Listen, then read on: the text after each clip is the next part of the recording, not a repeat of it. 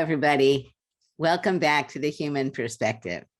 Today, it's very difficult for me to introduce our guest, Colleen Starkloff, because we've known each other since, 1976, 1974. So hello, everybody. This is Judy Human. I am wearing my red glasses, my brown hair coming under my ears to my shoulder. I have on a bright yellow sweatshirt that says Camp Jeanette, and I am in our apartment. Colleen, you want to give your description?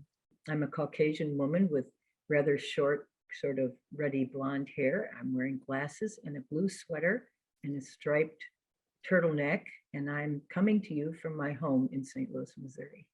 So Colleen, welcome to the program. Judy, I'm so honored to be able to join you. We've talked about so many issues about disability rights and about family and about everything in our lives together, but to be able to talk to you today with a focus on disability is really an honor, and I appreciate you inviting me to join The Human Perspective. You're a physical therapist, is that right? Yep. What got you into wanting to be a physical therapist? In my mind, it gave me an opportunity to be helpful to others. So that was the first reason that I decided to do it. But on the first day of my job, I was being given an orientation by the outgoing physical therapist, and I hear this whirring sound, whirring, like worry, squeak, whir, squeak. And this man comes riding down the hallway and passes the PT and me, and his hair is all slicked back, and he's in a motorized wheelchair, and he's got one arm hooked behind the push handle. And he goes by and he says, "Hi, Roger," to the PT. And Roger says, "Hi, Max." And I said, "Is that Max Starkloff?" And he said, "Yeah, do you know him?" And I said, "No, don't know him." The short version of this story, because we don't have a lot of time, is that he tried to take my sister out when she worked at the nursing home as a nurse's aide, and she wouldn't go out with him because he was disabled.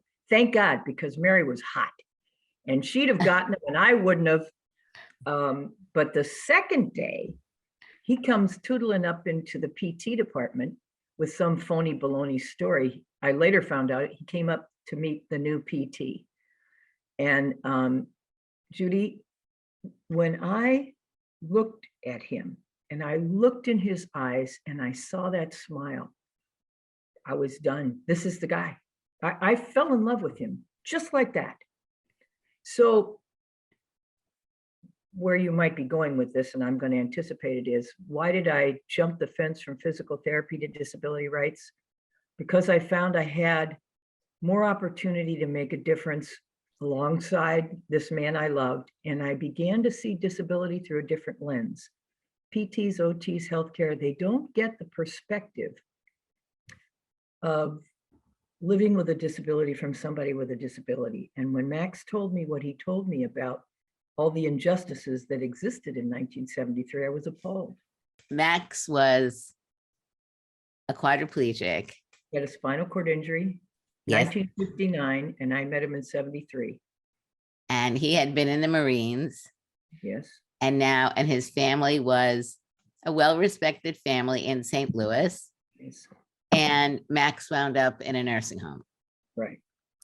I think that's a very important part of this story. And you happened to start working in this nursing home, fell in love, and began to share your lives together in the most integral ways. So both of you were really the founders of an organization in St. Louis called Paraquad. And let's just talk a little bit about Paraquad. Is a center for independent living. You and Max later on founded the Starkloff Institute, but you spent many, many years with Paraquad, and also really were on the core group of people creating the National Council on Independent Living. So how did you and Max decide to get involved in setting up Paraquad? Well, Max had actually incorporated it by the time I met him, because he was told that if he wanted to live out in the community in housing that was accessible, which was his first idea, he would need to document through a market study that there was actually a need for housing and that disabled people would actually rent it. And overwhelmingly, all the responses that came back to the questionnaire was, yes, we need this housing and it doesn't exist. And if it's there, we want to live in it. We got locked into a HUD 202 loan, which created segregated housing. And we did it because we needed a model and we couldn't get funding anywhere else. But it did get people out in the community. It did demonstrate that people would rent it and have much more viable lives if they were living in the community. And when it was torn down, we were thrilled to death that this segregated GIMP ghetto was gone. Paraquad, the CIL model, when did it start?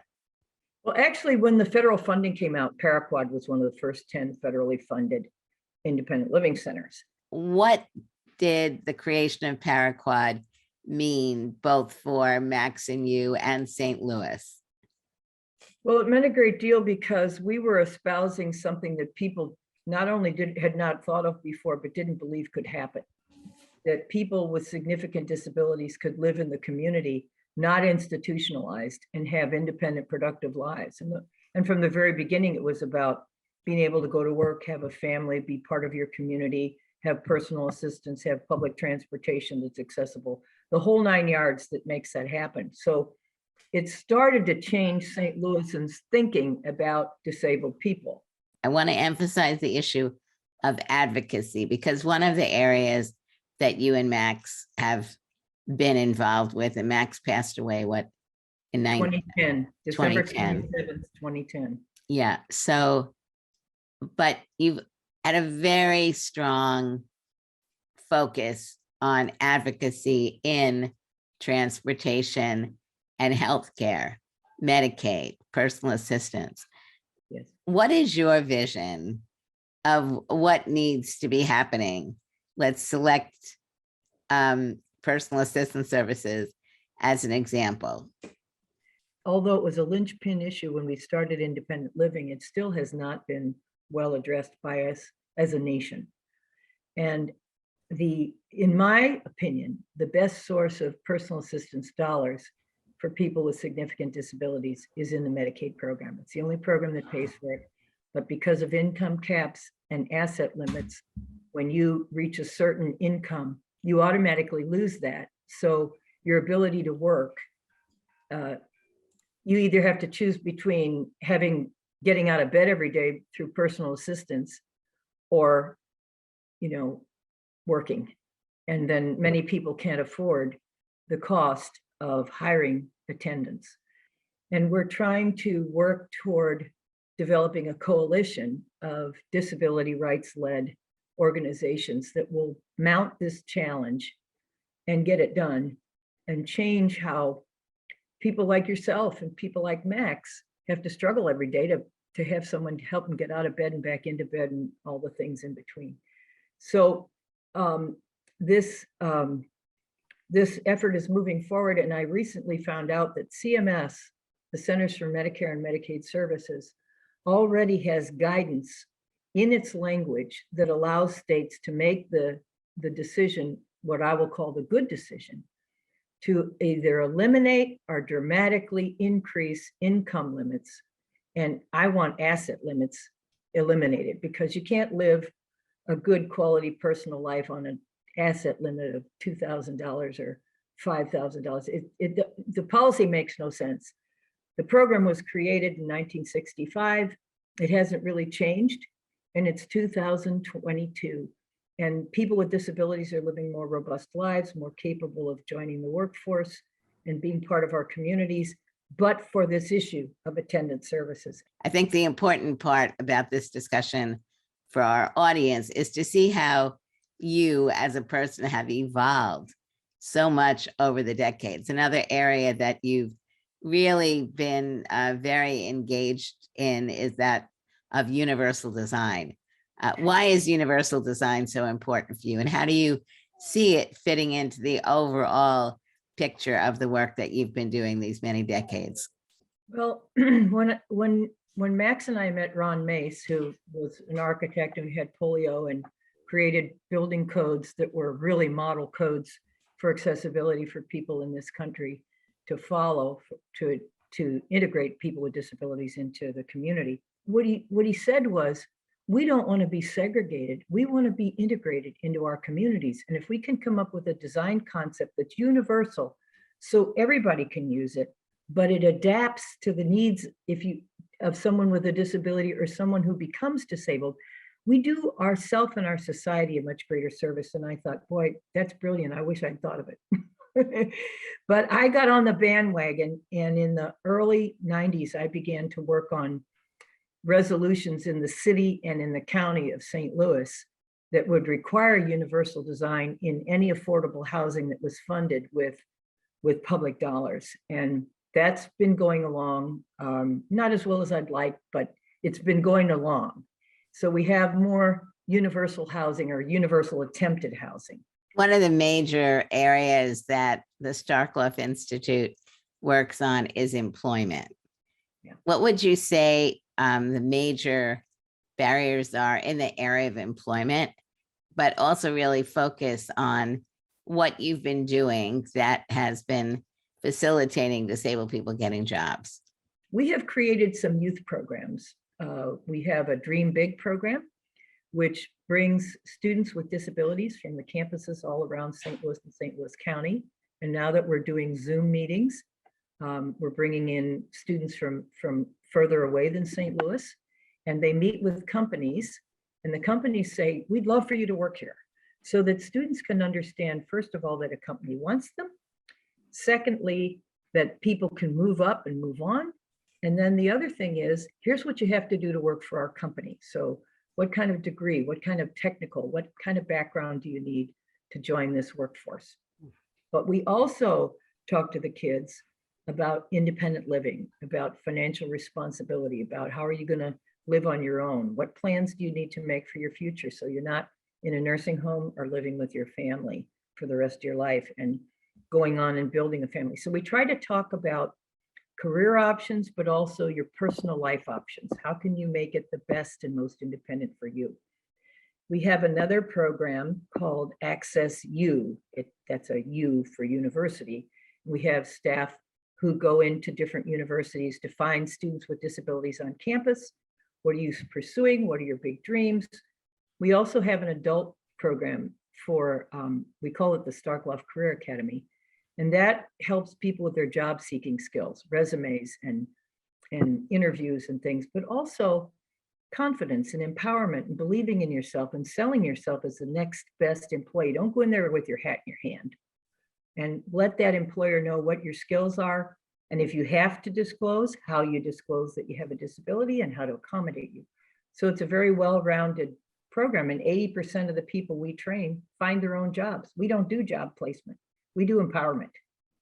I really would like to encourage people to learn from the pathway that Colleen has continued to travel. And there are all these like branches that keep coming out of the main trunk of the tree that really need to be seen as a part of this tree, because all of the issues that she's discussing and that many of you are working on really need to be completely addressed in order to ensure that disabled people, regardless of our disability or diversity, really can envision ourselves as becoming fully integrated members of society. Judy, thank you. That's a very loving statement, and you know I love you. I want to also mention that I didn't realize I had a disability until we had our son Max, and who has ADHD. And then Max said to me, so do you, Colleen.